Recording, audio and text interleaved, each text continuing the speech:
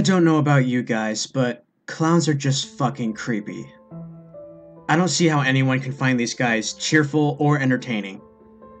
I mean, yeah, they tell jokes and act like clumsy oafs, but that still doesn't cover up the fact that these painted smiles and creepy ass faces are disturbing to look at.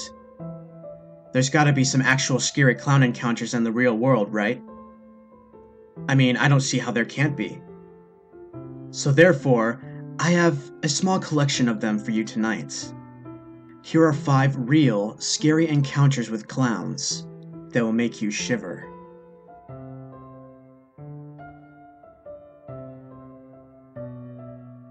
Okay, so I made an account just so I could post this story.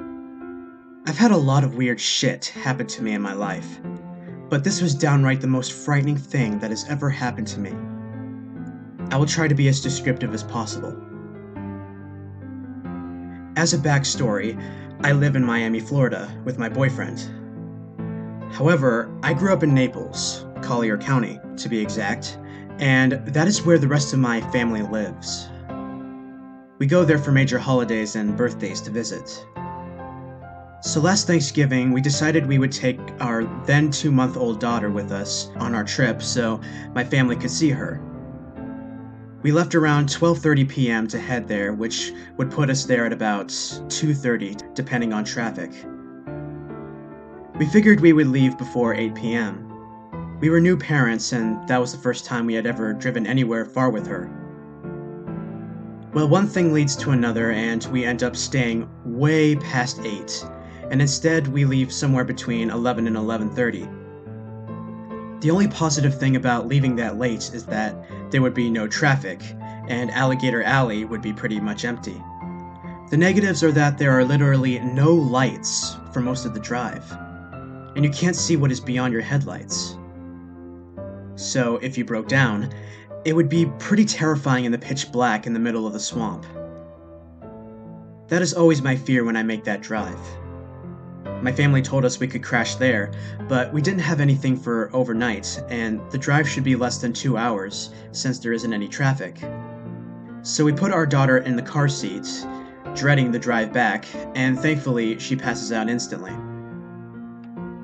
My boyfriend is driving, and we're about 30 to 45 minutes in, and he looks at me and says, "Babe, I'm really tired.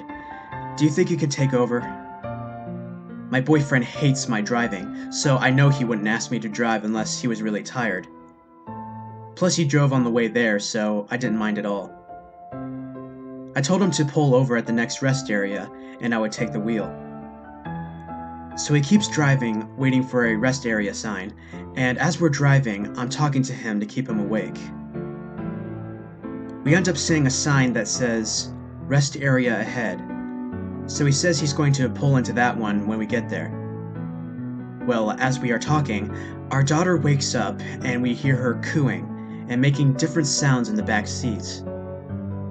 Then the next thing you know, she rips one and takes this big wet shit. I mean, you could really hear it. Then she starts crying hysterically. So we're both like, great, now we have to change her. But it wasn't really a big deal because we were pulling up to the rest stop anyways. It would just take a little longer. Now, to paint a picture for you, it wasn't a rest stop that had buildings with bathrooms and vending machines. There are a lot of them like that out there. This one was basically just a long parking lot with one row of empty parking spaces, which basically just looped back onto the road.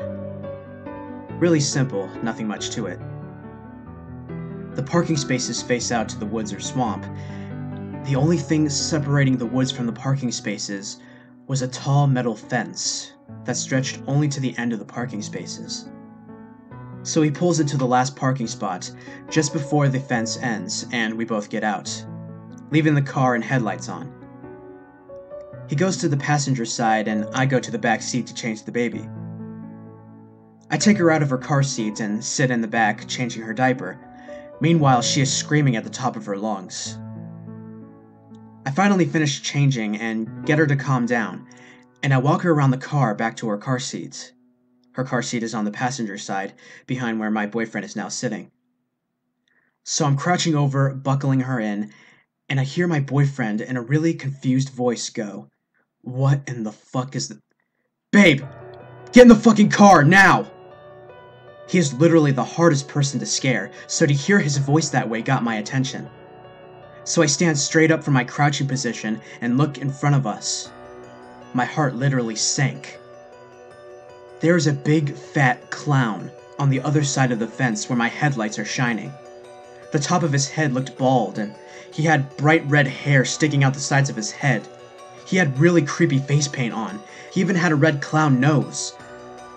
And it looked like there was something splattered across his costume. He was standing there silently, his face pressed up against the fence to the point where his skin was seeping through the holes, and he was smiling the creepiest fucking smile I have ever seen in my life. Sheer terror came over me, and I yell out something along the lines of "holy shit," and slam my daughter's side door. I run around the back of my car, my heart racing a mile a minute. The clown lets out the creepiest laugh I have ever heard, and he starts shaking the fence violently. And then he starts walking towards the end of the fence, slowly, like he was going to come around. As he is walking, he starts singing "Rockabye Baby" while gliding his fingers across the fence. The way his voice sounded while he was singing, it was so chilling. I can't describe it. It was a really low-toned, shaky, psychotic clown voice. I am assuming he sang it because he heard my daughter crying, but who knows? I jump into the driver's side after what feels like forever, even though the whole thing probably lasted 15 seconds, and lock all the doors. I'm literally shaking throughout my body, running on pure adrenaline. My boyfriend is in my ear saying, "What the fuck? What the fuck? Let's get the fuck out of here!" This clown is now on our side of the fence, right in front of us. As I throw my car in reverse, he starts beating his hands on the hood of my car, now screaming something I couldn't make out, because I was in pure nope mode. My boyfriend is even yelling, "If it gets in front of the car, just run it over!" So I was fully prepared to do so. But he didn't. I sped out of there like a bat out of hell. I looked in my rear view, and the creepy-ass clown is just standing there in the middle of the rest area waving us off. We got onto the main road, and I was driving faster than I have ever driven in my life. We were so stunned and traumatized by the whole ordeal that all we could manage to get out was, "What just happened?" for the remainder of the ride. We still speculate what it is he was doing out there at 12 a.m. dressed like a clown in the middle of the Everglades on Thanksgiving night. We considered he was trying to fuck with people, but you would need some serious balls to pull that kind of stunt out there in the Everglades. People that live around there don't mess around. I truly believe that in the way he was singing and screaming, that he was absolutely out of his mind. I don't have any other explanation. It gives us goosebumps to this day, almost a year later trying to answer the question of what his intentions were. And what terrifies me the most, and gives me chills even now as I'm typing this, is the fact that we were parked there for at least 10 minutes, while I was in the back seat changing my 2-month-old child, being watched by some psycho dressed as a clown. I always wonder how long he was watching. The world is full of crazy people. Living in Miami, I really thought I had seen it all, but I was wrong. Needless to say, this Thanksgiving, we're staying at home.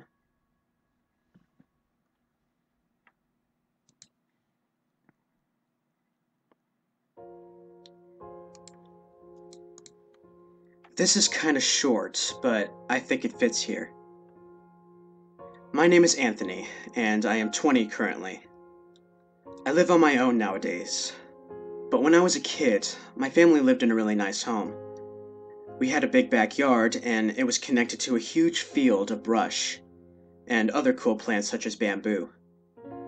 It's normal to see people walking their dogs along the trails here. Anyway, one day me and my little brother were hanging out in the backyard, and we decided to go play a game that our older brother had made up. We basically would climb to higher areas of a closed storm drain, drop rocks down, and yell at each other when we could hear the rock passing through our designated post. If the rock made it all the way to the bottom, we would grow excited, and of course, we were winners that time. Well, since it was just me and my little brother, we didn't have enough people to run every post. Instead, we decided to run the bottom two. It meant less running up and down the steep hill anyway, so it really didn't bother me. We played for a little while, and during one of our timeouts, I remember looking up into the field and seeing something that sort of creeped me out. It was a man, or a woman. I think it was a man, but I was young and wasn't thinking about the gender specifically. Dressed up as a clown, walking around with a big grin on their face. And the creepiest part was that the damn thing waved at me. My brother and I calmly returned inside. I asked him if he saw what I saw, and he replied, "I think so." We moved out 3 years later, but we never saw the clown in the fields ever again. As strange as this experience was, I never really feared playing in the fields after this.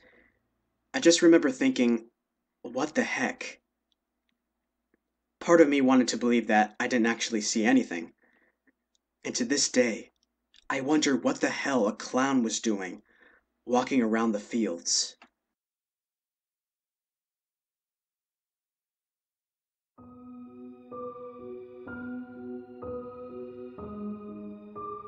I've posted this story once before in a lot less detail in a different thread, but never here. It is 100% true. It happened back in the late 1980s, when I was home one summer on break from college. About 2 years prior, my dad had purchased an old house, with the intention of eventually tearing it down to build a new home. The house was built in 1916, and like most homes built in that era, it had a really unconventional floor plan. There was a central living room and kitchen like any normal home, but the 3 bedrooms were more akin to separate apartments. Each had its own separate outside entrance, a private bathroom, and a door that led to the common area, living room, and kitchen. Perhaps the place was originally intended to be a boarding house or something? I really don't know. The other thing that was a little creepy about the house was that it was all wood. The ceilings, walls, and floors were all brown, and nothing was ever painted or plastered. My dad was a pretty cool guy. While he was waiting for permits and financing, he let 3 of my friends live there for free in exchange for watching the place. They had a lot of parties, but Dad didn't care as long as none of the neighbors complained. I went to a few parties there myself, when I was lucky enough to be home from college. Eventually 2 of my friends moved out, leaving my one buddy there to watch the mostly empty house on his own.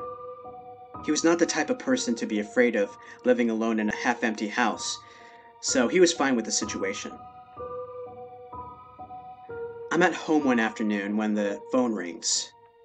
It's my buddy, and he sounds terrified. He tells me to call the police and to meet him out in front of the driveway of the house, but under no conditions go in. I ask him why, and he tells me that there is a crazy clown in the house.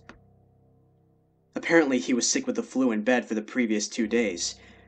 When he finally felt well enough to go into the kitchen to get something to eat, he runs face to face with a crazy woman dressed in a clown suit and makeup who starts screaming at him.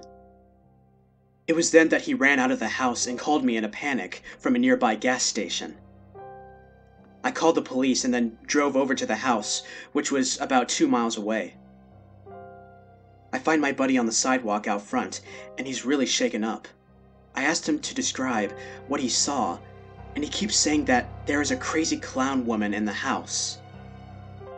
I ask for more specific details, and he describes her as dressed in a white clown suit with red makeup smeared all over her face. He is still a little sick, so he looks really bad, and honestly, he is really freaking me out as well. There was no way in hell that I was going to go into that house to investigate his story. After what seems like an eternity, a cop shows up. My buddy tells him the same exact story. The cop then goes into the house while we wait outside. After about 5 minutes, he emerges, escorting a crazy clown woman who looks exactly as my friend described her. She has wild, unkempt brown hair and is wearing this weird baggy one-piece all-white body jumper suit.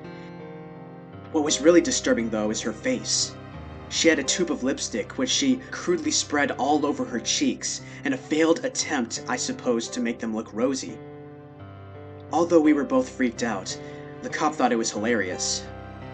The clown woman claimed it was her house and then accused us of being on drugs and trespassing on her property. When the cop told her to get in the back of his squad car, she warned him that she had powerful friends in Tinseltown who would have him fired. When he comes back to talk to us, he tells us he can't arrest her for breaking and entering because the house is half abandoned. He said the best he could do was drive her a few blocks away and hope that she doesn't wander back. This, of course, freaks us out even more.